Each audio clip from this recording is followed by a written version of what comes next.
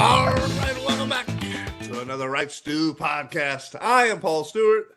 And I am Brian Wright, and we are at Tuesday. We got through what could be considered a challenging day.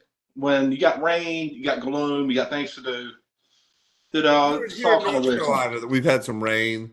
Brian, I enjoy the rain. I'm one of those guys whose rain means, it used to be a rain out, maybe an off day every once in a while. And in a long minor league season, sometimes you just need a little rain, maybe to bang a batting practice to just, revitalize the juices a little bit. Maybe if you get a rain out in minor league ball, that's something. You go out to dinner at like 7:00 like a normal human being instead of eating like 11 at night. I've always liked the rain. I was always a big fan of like a rainstorm, especially in the summer. Like as a kid, I loved watching a rainstorm roll in, watch the lightning and thunder. I still like doing it. So I do too. Actually, that's a great point. All those were great points. Yeah. Now, in the environment I'm in now, like you drive, you sell, you go see people. Yeah. It doesn't feel as enjoyable. No, I don't like driving, especially at night in the rain with all the glare and the lights and everything makes it really tough. Man, some of these lights these days, they get in my rearview mirror. Yeah. They're a blind, especially now that you've been riding the caddy, you're riding a little lower. You're probably catching a little more of this. Yeah. I enjoy it. I mean, people assume, I like to see people's reaction whenever I'm pimping the caddy. And it's usually like a little surprise. Certain people are like down with me all of a sudden. You go get gas and give it a little head nod. And I'm just like, yeah. Like they know what I'm pimping with in the caddy. It's a V8 5.3. I love it. So Brian, the UConn women's basketball team won their 12th national title the other day. Incredible. And Geno Auriemma was the head coach for all of those. It's incredible. And so he now has in all the major sports that we as sports fans really follow, right? Baseball, football, hockey, and basketball, and men's and women's, pro, college. He has the most championships of all of those, right? So Auriemma has 12. In women's college basketball, do you know who's second? You want to take a guess? You should probably be able to. Pat Summitt. Pat Summitt has 8. Yep, the Tennessee. The next two closest, though, with titles, Phil Jackson had 11 with the Lakers and Bulls. John Wooden had 10 for UCLA. Right. Red Auerbach had 9 for the Boston Celtics back in the 50s and 60s. Actually, Rod Dedeaux, the University of Southern California Trojans baseball coach, had 11.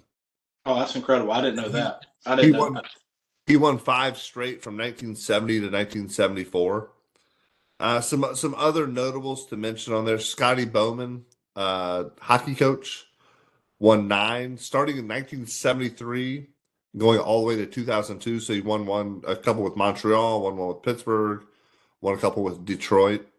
Coach K in basketball won 5. In the NFL, Bill Belichick was 6. Chuck Noll had 4 for the Steelers, right? 4-0.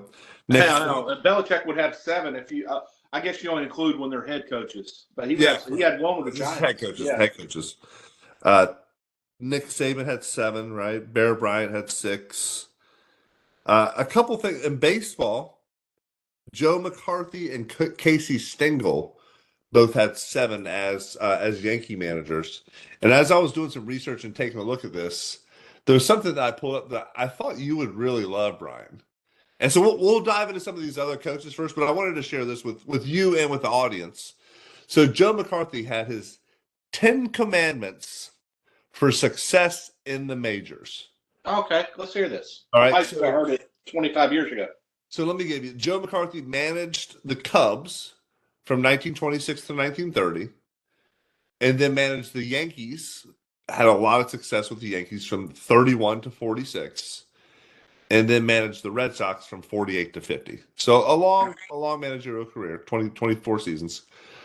So McCarthy's 10 commandments for success in the majors. Number one, nobody ever became a ball player by walking after a ball. Like encouraging hustle. Number two, you will never become a 300 hitter unless you take the bat off your shoulder. Got to swing it. All right. So, I mean, today's baseball may disagree with some of that. An outfielder who throws in back of a runner is locking the barn after the horse is stolen. Some truth. Those are freaking hoses now. I'm not sure I know what that means, but that's one of his 10 commandments. Keep your head up, and you may not have to keep it down. Like that. When you start to slide. He who changes his mind may have to change a good leg for a bad one. Fair. Commit to the slide. Do not alibi on bad hops. Anyone can field the good ones. Excuses. Take ownership, right? Here's one you're going to love. Always run them out. You can never tell. I'm big on running it out until you know, for sure. Yeah. Here's a simple one. Do not quit.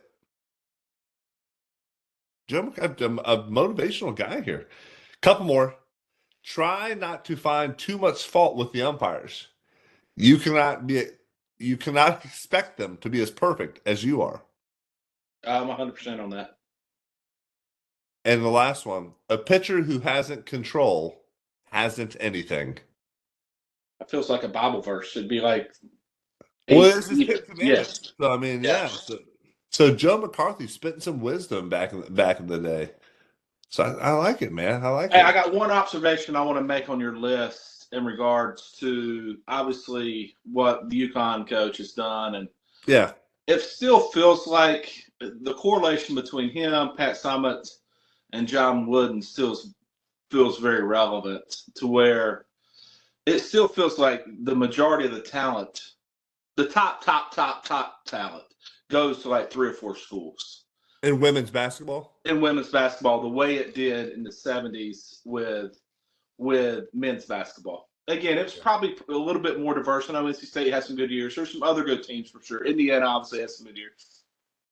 But it feels like there's a kind of a correlation. I think as the game becomes more popular, more evolved, there's more young girls playing it and more skill, because you had the best player on the court last night, arguably, was a freshman from Fuquay Arena. Played basketball her freshman year at Willow Spring. So I think as the talent gets better and better and better, and it spreads out to some of these different schools, it's hard for me to put him at the top of the list of coaches. I just think the benefit to the amount of true competition every year, there's probably 5 teams that are truly capable of beating him. Just from the standpoint of the other schools for the longest time, you think about it, women's basketball wasn't nearly what it is now. And it's done a good job for the most part building its brand. And, there's Caitlin Clark obviously helped that last year, and there's still some really talented girls this year. But it feels like, it's hard for me. And who am I? I mean, what a great career. That's the reality. Who am I? But if I'm being like super, like, hey, who's the best coach out of that list? It's probably not him, even though the stats may suggest it should be. Yeah. And so touching on Sarah Strong that you mentioned from locally here. Do you know who her dad is? Is it no? So Danny Strong, who played like kind of power forward, shooting forward in the for NC State in the mid '90s. Yeah, so Danny Strong was a pretty good player for the Wolfpack in that kind of under the Les Robinson era, which was a very forgettable era. Yeah, but Danny Strong was one of the highlights of that low period, I guess you could say. So again, I agree, Bryant. Like we used to joke about the women's tournament, not joke about it, but we do the NCAA bracket every year, and you're making your picks in the men's bracket, and then somebody's like one day, why don't we do a women's bracket? And it was like, because you just pick all the number ones, like you just pick chalk the whole way. And even this year's tournament, we kind of talked about it a little bit, and I know the men's tournament was very chalk heavy this year, But the women's tournament feels very the haves and the have-nots. We talked about some of the scores, even in the second round, were not close. I mean, it's 50 points, and the difference between a team that makes it and one of these top tier teams is just kind of apples and oranges. I mean, you got essentially, South Carolina's the new Tennessee. Tennessee has not been what they were. But I'll say this: NC State during the regional gave South Carolina everything they wanted. They had a chance. They had a chance to beat South Carolina. They were not beating UConn. They weren't. UConn felt a lot like Duke, honestly. There's so many different weapons. Outstanding freshman, probably the number 1 or number 2 pick in the WNBA draft. I can't think of any. Paige, maybe the girl. Yeah. So it's really impressive. I mean, what he's done. I mean, here's the deal. Your lifeline is such a unique challenge with college sports because probably the best coach is somewhere in D3, somewhere grinding. But you got to be the guy that recruits the best players. Then if you're a good coach, that's the mixture you got to have success. And he's done a great job. It's hard to argue that. And that's an interesting question, Brian, or an interesting kind of statement. It's like, well, so we were talking about the most valuable player a couple weeks ago, right? In the 1960 race and who won that. And it's like, yeah, he hit no home runs. Yeah. Is it most valuable or is it most outstanding, right? So there's the difference. Right. And same thing with coaching, right? Like Geno Auriemma clearly is a great recruiter. I remember my senior year in high school, there was a young lady from Fayetteville named Shay Ralph. And Shay Ralph was the number 1 player in the country by all, she's All-American, all this, and literally setting like all kinds of state records and national records for points. She went to UConn. Was a really good player. I think I had a little bit of injuries, but went to UConn and had a good career. Now she's coaching Vanderbilt, right? But it feels like he gets all of the top players. And again, it's not just it's a handful of programs that are getting the top players. And women's sports have come along. Women's basketball has come a long way from whenever they started playing, right? The inception. But it's still not to the level of where there's just not the diversity of talent. Yeah, well, there's just not enough talent. There's not as many girls playing that sort of thing. And I will say this: I've heard him speak on a couple of different environments where he's getting interviewed. He says everything that I believe, though. Hey, one of the things I took away, and he's like, "Hey, if I've got to teach hustle or preach hustle, I don't need you. I don't want you. I want to teach you how to play better defense or deal with this situation or deal with this situation on the court. If I've got to teach hustle, we have absolutely recruited the wrong person." Yeah. And I think that's, the drive and the look in the eye is really hard. And he's done a really good job figuring out the girls that fit and buy in. And it doesn't feel like he has to teach hustle. And it feels like watching NC State for all these years, basketball, and men's basketball particularly, the women's have done a good job. It feels like at times where hustle was kind of an afterthought. Giving it all you got and truly completely buying in is something that's easy to say, but what does that actually look like when you're in that environment? And it's just complete sellout to the team. And that's hard to get. I was always curious, and clearly he never had the desire to do it. But what would have happened if he would have went and coached men's basketball? I was always curious because it feels like the women's game in a lot of ways it's more technical, a lot more cutting, a lot more just a lot of times the boys athlete can out athlete guy. Women's feels like it's more backdoor cuts, setting screen off screen, going here, running more closed sets. I was always curious what he would have done with a talented team. Well, maybe what done on the boys' side. Maybe if he goes to the WNBA, I think at the college level still, especially in women's college basketball, you still have some authority, right? Some leverage, and I think that's where like Nick Saban didn't really translate to the NFL that well, right? Because you have to have your thumb kind of on everything in college, and in the NFL, it's separated, right? There's a GM who builds the roster, there's salary cap, there's all kinds of things that you have to consider and different factors. And it's tougher, man. It's not, and not to say winning at college is easy and what he did was easy, but I think there's definitely, I mean, you can just out recruit somebody and win ball Yeah, games. and especially when you got money, and both of those institutions for those particular programs had all they wanted. I would say I'd heard Saban talk about why he left the Dolphins, and it was when they would not sign Drew Brees. He wanted him. He thought he Oh, was going to be fine, and he was going to sign. And eventually, a doctor said, "Nah, this shoulder isn't right." Obviously, famously, when he was in San Diego, he took that diving for a ball, took the shoulder, got in a bad position, tore up his shoulder. yeah. So famously, he knew.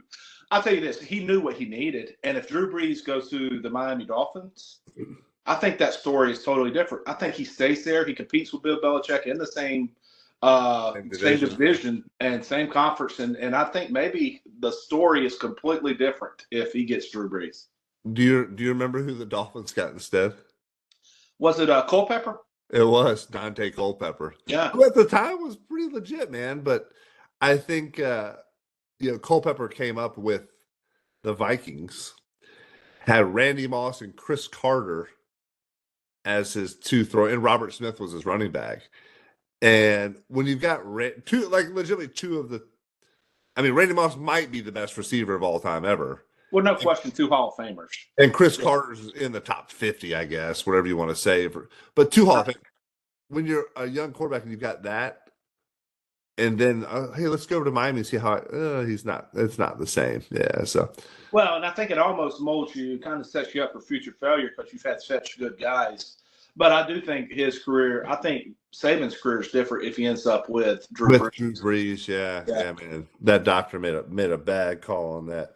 So that's an interesting question you bring up, though, or kind of a discussion, Brian. How would Geno Auriemma do with the UConn men's team, or in the NBA? I think NBA is different. I would have to go to the college game. I feel like it's still sticking college similarities where you have control. You can kind of recruit who you need to recruit, like he's done at UConn.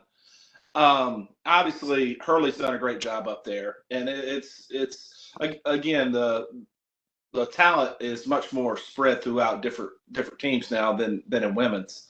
But clearly, he's going to go down as the greatest women's basketball coach of all time. And I can remember it hadn't been that long ago when Pat Summitt was that, right? You go up against the Tennessee. If you played for Tennessee, famously NC State had a Tennessee volunteer girl who coached it before our current coach. And I think they give her a pretty long leash. You kind of get that brand and that kind of, you think you just want somebody who's almost touched the cloak, right? And been a part of something. And yeah, it's hard to replicate what he's done, even though obviously you mentioned one of his former players that's with Vanderbilt. It's hard to replicate that certain magic. There's something to, first of all, doing it for that long is incredible.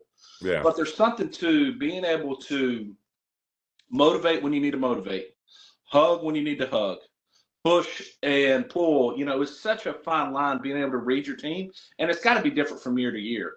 And that's what's really impressive about it's really the psychology of the college coach is really I think what makes the difference. Obviously, you got to recruit the right players, you got to motivate, you got to coach some, but it is the psychology of being able to know. I've heard it said just recently. I saw this comparison. It's like, hey, you got these A tier players that are super A talent, super A attitude. Then you got B tier that is like A talent, and then they kind of got a B attitude. Then you got the C level, and it's kind of like B talent and A attitude. And it feels like he never gets any of these ones number two where you clearly got talent, but you don't have the right attitude, the right focus. And it just feels like he more times than not, and all these programs, they get people to buy in. I'll tell one more story, just talking about people buying in. Julio Jones, I heard Saban talking about Julio Jones, like 2019. He was coming back and was rehabbing, and he's down at Alabama rehabbing. And there was a receiver down there that come out of a route, missed the pass, dropped it, kicked the ball, cussed at the quarterback, and Julio put him off to the side immediately and said, "Dude, we don't do this down here. Who are you to act like this in this league?" And that's acting like this at this team. It's like that's the guys you need to set a culture. First of all, one of the best players who ever came through there. But that's defining in culture. I don't even know how I got sparkles coming out of me right here. But Fireworks. yeah, that's the kind of culture you need. Yeah, yeah, and that starts at the top and trickles down. And I share a lot of the times I've been down to Clemson and been in that. You felt that same kind of thing. And the Allen Reeves Center down there, and the facility, and the guys, and just man, that culture is second to none. Man, they're setting the tone, and they're. I mean, they preach family, they preach all in. They talk about all those things, and it's one thing to talk about it, but it's another thing to actually see it being lived out and do it when it's hard. It's hard. I mean, that's the reason everybody doesn't do it. It's hard. Yeah. Yeah. So it's really impressive, and again, it's not only, especially in college football, right? And I would assume basketball to a lesser extent, but you've got to get the right assistant coaches. And I've seen a lot of, and you read the stories where there's a lot of the assistant coaches like, oh God, this guy don't know what he's doing, or you've got to keep everybody on the same page. You can't have any of that. It's almost like parents, when you've got your kid goes to dad and says, hey dad, can I go to this person's to a sleepover? No. You go to mom in the next room over, and mom's like, oh yeah, sure. The parents may not have communicated about it, but the kid knows how to play them. It's a little bit of a similar thing, right? Yeah. You've got to have everybody on the same page, rolling in the right direction. So so you asked me, out of that list you read off, and obviously it's all across a number of different sports and spectrums. Yeah. Who are you putting at the top of it?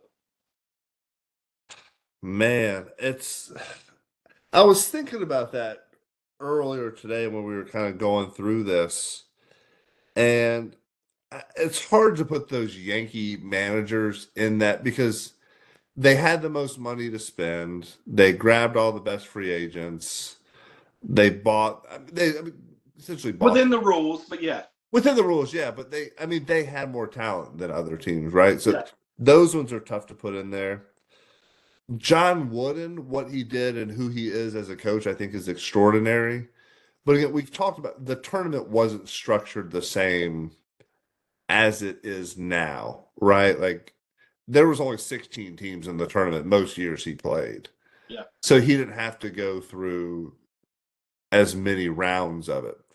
Again, still really impressive. And I mean, you hear all the stories about how Wood just impacted people's lives, and he was just more of just like a life mentor or life coach than he was a basketball coach for a lot of people. And Wooden really was about the details and doing things like that. I don't know, I think, so I think about Bill Belichick too, what he's done in this era of football. But then as soon as he lost Tom Brady, it was like, ooh, it just got not the same, right? So that was interesting. Phil Jackson is an interesting one.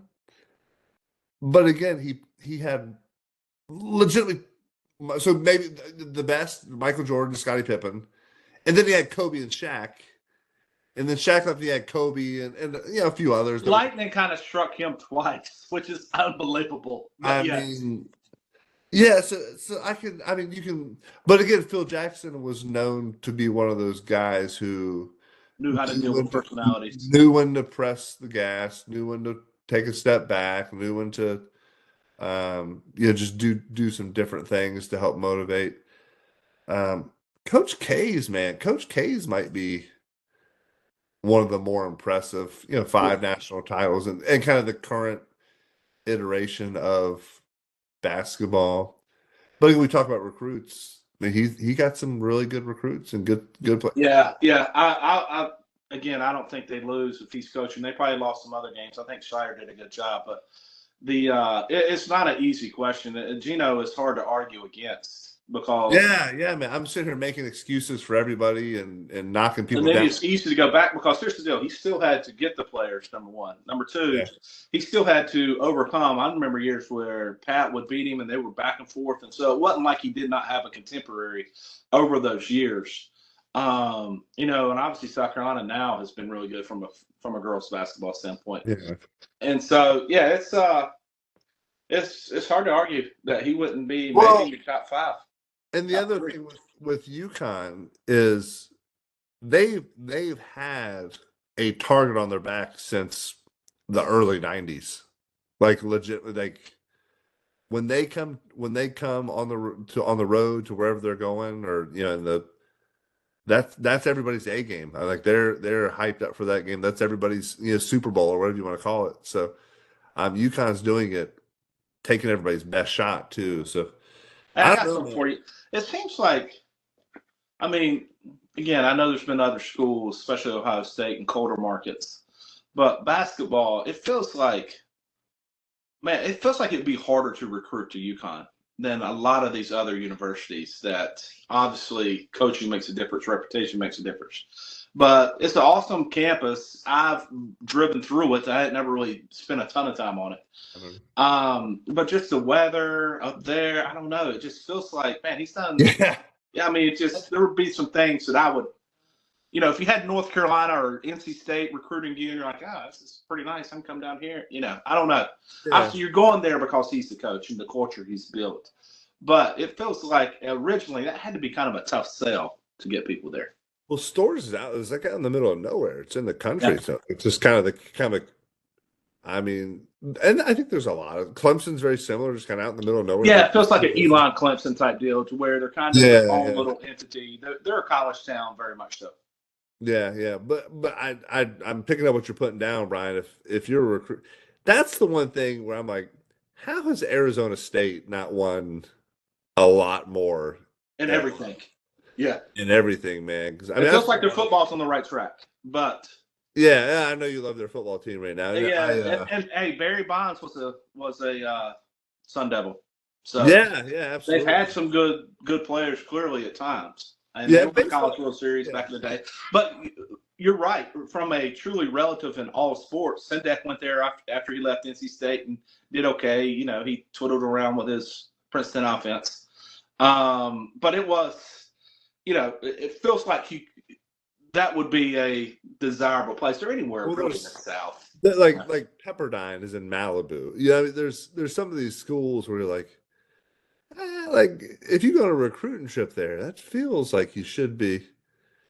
I mean, doing okay. Like, hey, here's the beach. Here's some, Yeah. If you're a guy and into this sort of thing, there's probably some beautiful women running around, and and maybe girls, beautiful fellas, if they're into that. Yeah, or maybe whatever you're into. There's probably something, and it's prettier normally in warmer weather. Yeah, absolutely. And we talked about that a little bit too earlier today. So Justin Hare, who was the Campbell baseball coach, built a really strong program at a very mid-level school, right?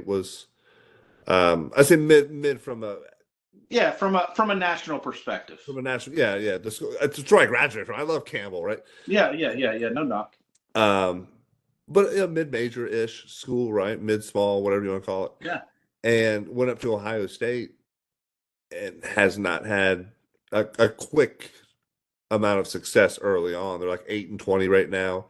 And then you start scanning the roster, and it's a lot of kids from Ohio, a lot of kids from Michigan, a lot of kids from Indiana. And I'm waiting for him to start kind of creating a pipeline from where he was recruiting. Yeah, I think give him 3 years. Baseball is hard to turn around quick. Yeah. Maybe you could argue you could have with the portal now, but I think you're going to see a drastic change. I would be really surprised if he did not turn it around. Brian, did you? So going back to your point about UConn and being tough to recruit, did you get any letters or recruiting attention from any northern schools at all? Yeah. Much more so from football, or trying to go do both, like Navy or somewhere like that. Indianapolis, okay. Yeah, but I don't know. I feel like my parents. I've got like this old kind of trunk or whatever that has all my stuff in it. They kept all the letters and stuff, and I just didn't recall, dude. I had like Harvard and stuff and some different cool things that I probably should have pursued, or at least remembered like having a conversation with. But honestly, did your dad hide that letter from you? I'm sure they gave it to me. That boy can't do it. Well, I was just so. That's probably. I mean, academically, they figure out how to get athletes in there, but it just feels like I was so naive. And once I was established myself as a good enough player, and I was going to have options, I think they kind of had an idea of what would have been best. And baseball for the longest time in the South is where it's been. And forever, yeah. But yeah, I mean, I had a good friend of mine who went to Yale or went to Brown and had a really good experience there. And Coach Ballgame, shout out to Coach Ballgame for working with Major League Baseball. So it's really one of those things where it never appealed to me. And the older I get, dude, the cold weather appeals to me less and less and less. Oh, no, And yeah, I could go farther south. There's yes, I got a bunch of stuff from Northwestern in Chicago, and looking at everything that they offer, like it was because if I didn't play baseball, I wanted to be like a sports journalist. I wanted to write. Really enjoyed that, but so that would have made sense. Would have made a lot of sense academically, right? But I was like, I don't want to live in Chicago. It's freezing there. They say it's really nice in the summertime. Every time except one. Yeah, but I've been there. It's you're winter not playing time. baseball in the summertime. You're playing in February, March, and April when it's still. You're absolutely right. Especially then, the season was a week or so sooner. So yeah, even more so.